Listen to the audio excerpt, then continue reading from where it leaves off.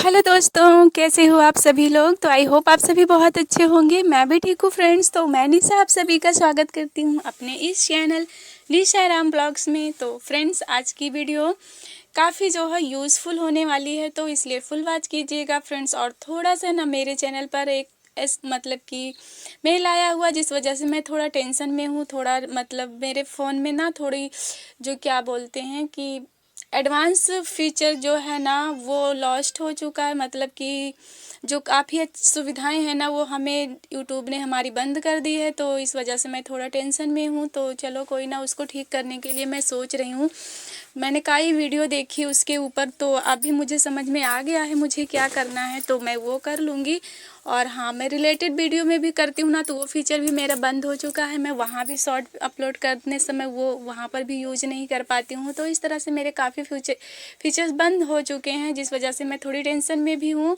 और आजकल मुझे खेतों में इतना काम होता है कि मैं काम बहुत कम कर पा रही हूँ।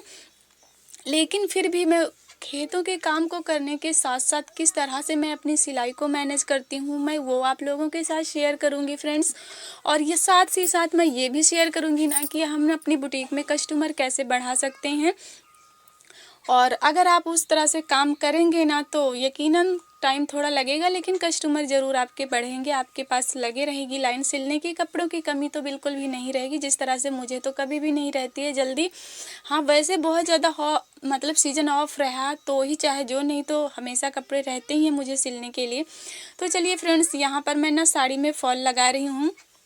ये दोपहर का टाइम होता है, थोड़ा से टाइम जो मैं ये सिलाई का काम करती हूँ, वरना तो खेतों का काम ही रहता है मेरे पास। अभी 2-3 दिनों मतलब बारिश हो गई थी तो थोड़ा रुक गई थी खेत का काम, अब फिर से स्टार्ट हो चुका है। तो मैं यहाँ पे फॉल लगाई हूँ। उसके बाद मैं दूसरी मीटिंग धान काटने गई थी, जिसकी वीडियो मैं गलती से बनाना भूल गई थी फ्रेंड्स, इसलिए नहीं दिखा पा रही हूँ आपको इस व्लॉग में।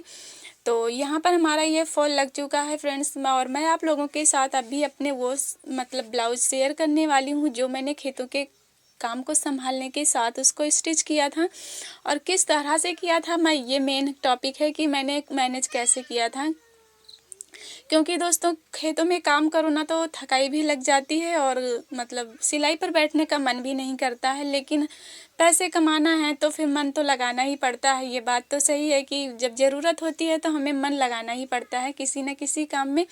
तो इस तरह से फ्रेंड्स, मैं दिन में खेत में काम करती थी और मुझे टाइम नहीं लगता था, तो कभी दिन में मतलब दोपहर में आने के बाद खेत से कभी थोड़ा कटिंग कर लेती थी, कभी थोड़ा सिलाई कर लेती थी, नहीं तो मैं शाम को कर लेती थी। तो इस तरह से मतलब डिज़ाइनर कपड़े मेरे को बनाने थे, तो इमरजेंसी था, तो जिसको मुझे कल फ़ोन भी आया था कि बन गया कि नहीं, तो नहीं रेडी हुआ था, वो फॉल रह गई थी। तो मैंने बोली थी 4 बजे तक आ जाना, लेकिन उन्होंने बोला था ठीक है आ जाएंगे, लेकिन अभी तक तो आए नहीं हैं। तो वो कपड़े ज़रूरी थे, तो इसको इन सारे कपड़ों को मैंने खेतों में काम करने के साथ साथ ही स्टिच किया है, थोड़ा थोड़ा करके, थोड़ा दोपहर में, थोड़ा शाम को बैठकर रात को, जो मैं आप लोगों के साथ ये शेयर कर चुकी हूँ ये ब्लाउज अपने।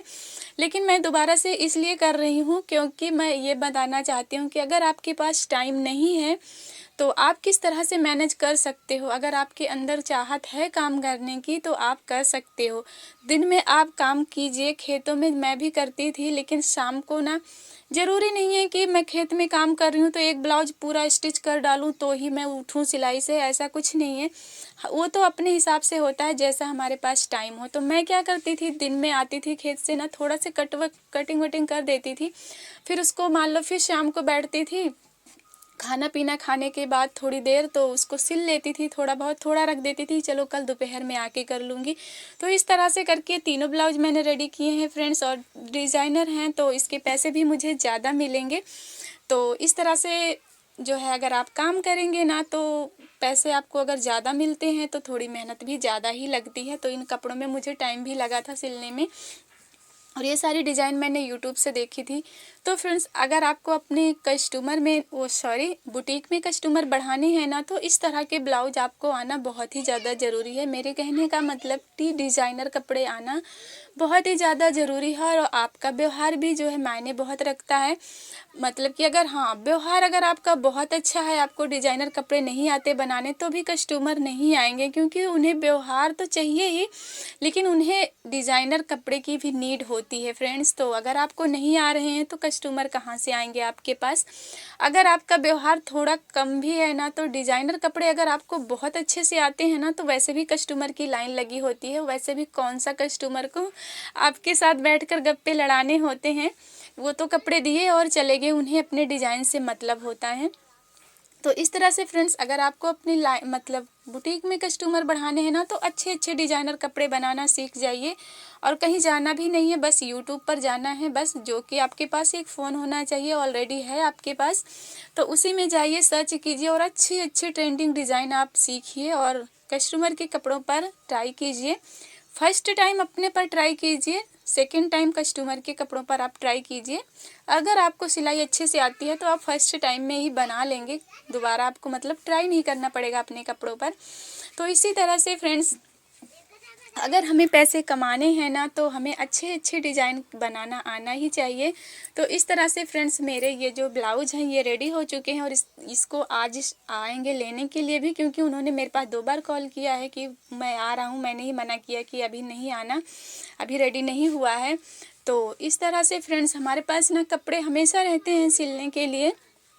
हाँ, वो बात अलग है कि मुझे ज़्यादा टाइम नहीं मिलता है कपड़े सिलने के लिए, क्योंकि मेरी दुकान भी है और खेत बाड़ी सब कुछ है फ्रेंड्स, इसलिए मैं सिलाई ज़्यादा नहीं कर पाती हूँ।